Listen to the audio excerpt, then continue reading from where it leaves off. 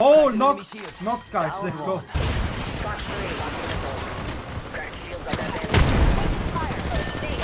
Kill him, please, man. I'm just giving 120, dude. Unbelievable players in this fucking game, man. Just sleeping around.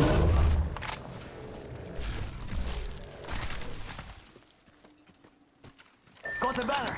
Should head to the beacon. Got a banner. Shooting at me. Whole squad in my dust. If you enjoyed today's video, then please smash the like button, also get subscribed to the channel if you are new, and don't forget that we do have a Discord community, and leave a comment on this video sharing your own thoughts on Apex Legends, or maybe share some of your own thoughts about the subjects covered today, or even if I've missed something out. I know Apex Legends can be quite challenging and tough to get into, so I thought I would make this video, which is the ultimate noob's guide to Apex Legends here in 2022, obviously for new players or even returning players that haven't played in quite some time, because a lot has changed really. So before we go back to basics, let's go ahead now and talk about the Hunted patch, which is probably one of the biggest updates I've seen in quite some time regarding Apex Legends. But Kings Canyon has had a facelift and quite a lot has changed about the map, and quite honestly guys, the only reason why I'm actually playing ranked right now is to play Kings Canyon 24/7, well, because Kings Canyon is my favourite map. I've mentioned that in other videos before.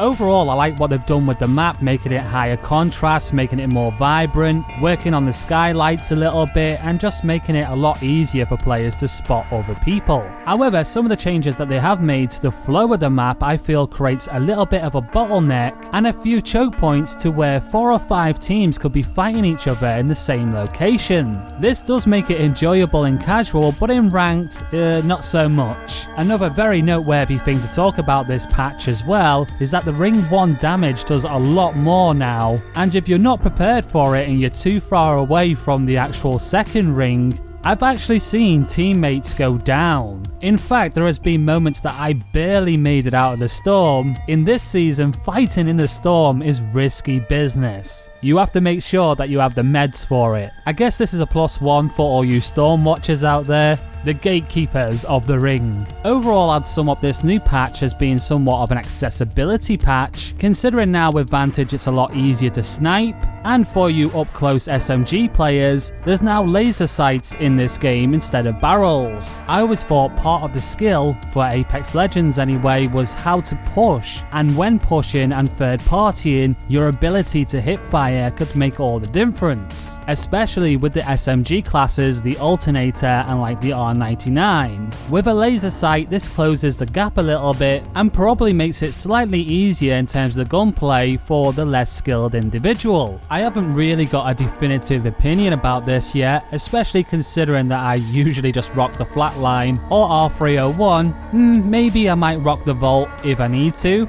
In order to accommodate for this change as well, they've had to change the Spitfire to a light gun, and they've also changed the Wingman to a sniper ammo type. For anyone watching in the future, obviously some of this stuff might change. The current season and the gameplay that you are watching is from Season 14. Okay, so now we've reached a part of the video for any newcomers, so let's go back to basics. However, I'm not going to explain how a Battle Royale game works. I think we all know how it works by now. However, what I will say is that this game can be played in either trios or duos, with the max party size being a trio. The two main game modes, Battle Royale and also Arenas, can be played both casually and also ranked. Arenas is a 3 versus 3 round based game where you score material round by round in order to purchase guns and get better abilities as the rounds go on. The teams compete for resources on the map or just try to eliminate each other. A noteworthy thing to point out, if the teams are at a deadlock, it will reach sudden death and both teams will have a red shield because shields upgrade as rounds go on. This game mode is a personal favourite of mine because it seems to have less RNG. To me anyway, it feels like I'm always in a fair fight. Although sometimes you might get flanked by a sneaky go-getter, there is no third partying in this mode, unlike the Battle Royale. So you can actually hold lines of sight and play it the way that you want to. I personally believe that Arenas is a great game mode if you are new to Apex Legends, because when I first started playing it, I learned learnt so much about the gunplay and learnt so much about the movement. From personal experience of playing Apex, when I first jumped into this game probably around season 4 or 5, I did struggle in the fundamentals of this game because there is so much stuff to micromanage, from shields to health, abilities, and learning all the legends and their abilities, because that's vital too. That is something that I do recommend. Learn all the legends that you can, because then you might not be blindsided in a gunfight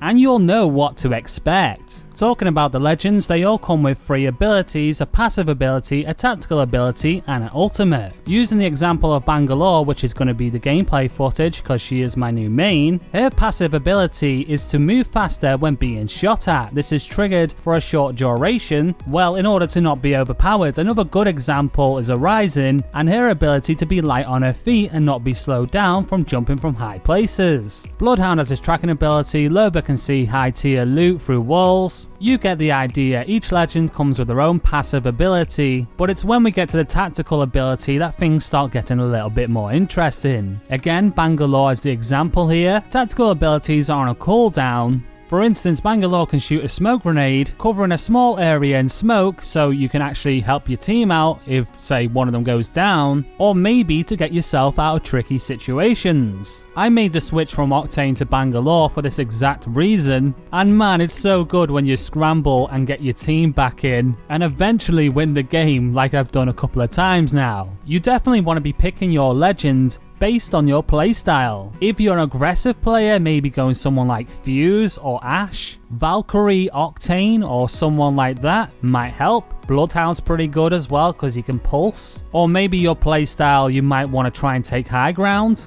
If you play defensively and want to help out your team in a support class, this game has you covered. There's also a recon class. The tactical abilities in this game are awesome, and again, I do recommend that you do pick a legend that fits your playstyle. There is also a deeper meta when it comes to the combination of legends that you use, as some legends will complement each other a little bit more than others, but again, I recommend picking the one that you think you'll do the best with. Anyway, finally moving on to ultimate abilities, usually the most powerful of the abilities. However, it comes with a longer charge time. You can speed up this process though by using ultimate accelerators or charge towers scattered around the map. Once again, using Bangalore as the example, she has a basic airstrike that can help prevent a team pushing on you, or maybe if you are pushing a team, maybe do a little bit of damage before you get to them. If you are a new player, you're not going to have all the legends unlocked, unfortunately. You do need to do a little bit of grinding to get them, unless you buy the champion pack like I did. My 2 main picks that I think you should know going into it is definitely Bloodhound and Lifeline. Going back, I wouldn't have picked Lifeline as a main pick for a newcomer. However, she did actually get a buff to her care package, which actually does make her a lot more useful now. Fun fact, she was the legend that I picked to get to Masters on PS4 when playing ranked arenas. With that said, you're kind of cheesing it bringing Lifeline to arenas. She is a lot more powerful in that game mode. Oh, by the way, the gameplay is actually on PC that you're watching right now, not on PS4. Yes, PC, I struggle to get to Diamond on this, especially as a solo queuer. I guess it's important to point out that matchmaking kind of sucks in this game in arenas, especially when you're playing ranked and expected to carry people. It can actually be kind of annoying. But saying that is the majority of games nowadays anyway, and it can actually make you a better player. You will improve because of it. Okay, so now on to my top tricks and techniques for Battle Royale. When brand new to the game, you don't want to drop in a hot area straight away. What you want to do is you want to maximize your time in the game, learning the systems, learning the movement and the gunplay. In order to become more efficient at looting and also fighting in the game, what you want to do really is drop in the same area and try and stick to that same location every time you drop. So if another team does drop with you, you'll have the practice of getting into the fight quicker. Fighting early can be risky if you want to try and survive until endgame. However, you won't use many resources in doing so, because they're likely to have maybe a blue shield or a white one. If you do end up getting great loot, maybe a gun that you really like too, an R301 with purple magazine or something like that, use it to your advantage. Especially if you are dropping in the same area, that'll make you more comfortable and will make you more confident in landing your shots, so use it to your advantage. Before jumping into a game, maybe spend a minute or two in the training area. This will help you warm up your aim and also get used to the guns too.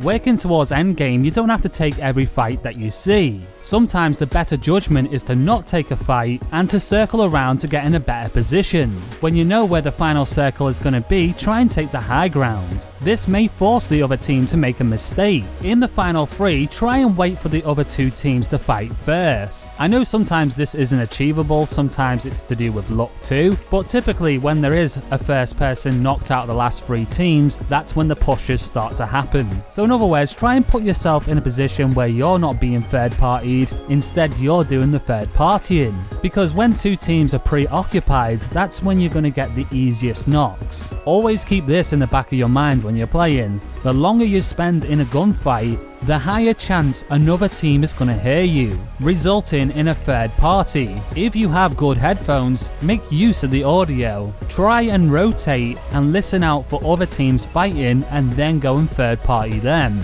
And most importantly, remember, this game is called Apex Legends for a reason. Be the predator, not the prey. Nah, I'm only joking, just have fun and the rest will come naturally. Stay cool, calm and collective, and you will be carrying your salty, toxic teammates in no time. So that is going to do it for my ultimate noob's guide to Apex Legends here in 2022. My verdict of this game, for anyone that wants to know, because I do reviews here on this channel also, I do recommend this game. I really liked it. I've liked it since I first started playing it. It has its ups and its downs, as you could imagine, but yeah, if you're looking for a decent Battle Royale experience, even if you're not a fan of that genre, look towards Apex Legends. Anyway, with that said, like the video, subscribe to the channel if you are new, do all the other YouTube stuff, comment blah de blah de blah, and if you don't mind, I just want to play a quick promotion video for my animation. This is version 2. I plan to do 2 new animations per video. Anyway, thanks for watching, roll the outro.